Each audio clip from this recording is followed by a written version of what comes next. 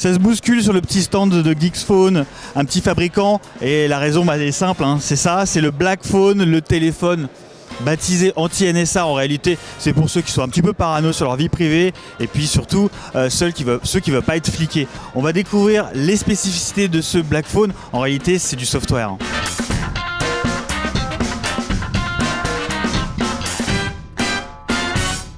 Bon alors je le disais, le Black Phone, la vraie valeur ajoutée, c'est au niveau de l'Android qui est sécurisé, c'est également au niveau des services qui seront fournis. Est-ce que tu peux nous détailler cette valeur ajoutée software? D'accord, bonjour, je suis Rodrigo de Geeksphone.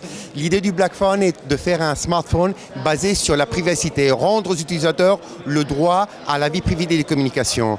Le Black Phone est un smartphone basé dans un kernel Android où il y a une couche supplémentaire de sécurité qui s'appelle PrivateOS. C'est une série de solutions. L'idée est de protéger toute l'utilisation des communications.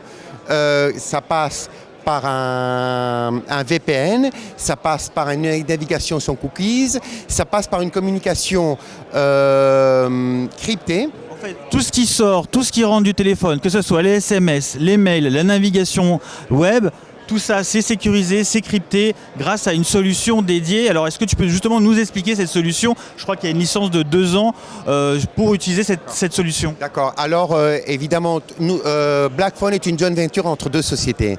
Black Phone, qui crée le smartphone, et Silent Circle, qui crée le software.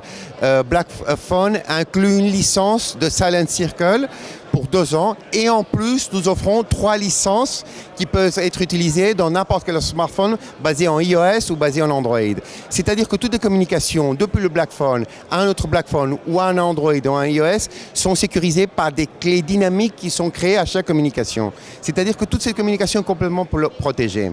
En plus, tu as d'autres outils comme un VPN pour te protéger dans n'importe quel accès Wi-Fi. Quelqu'un passe par là et on saura qui c'est grâce à la direction Wi-Fi. Et ça, je pense qu'on doit se poser la question, est-ce que c'est raisonnable que notre Wi-Fi divulgue l'identité de nos smartphones? On protège ça. Alors, sur la localisation, tu parles du Wi-Fi, il y a également la triangulation, justement, quand on utilise sa 3G, quand on passe un appel, il y a la triangulation, on va borner sur les différentes antennes. Ça aussi, je crois que c'est protégé avec le Geeksphone, hein. C'est protégé, mais ce qui est important de savoir, c'est que tout ça est protégé, mais ça n'empêche que quelconque utilisateur peut utiliser n'importe quelle autre application. Si tu veux télécharger un Facebook ou un tueur d'oiseaux, tu peux le faire. Et pour ça, nous avons un panneau de contrôle qui te permet de choisir ce que tu veux divulguer de ton application. Par exemple, tu peux dire « Je veux bloquer pour Angry Birds mon agenda de contact.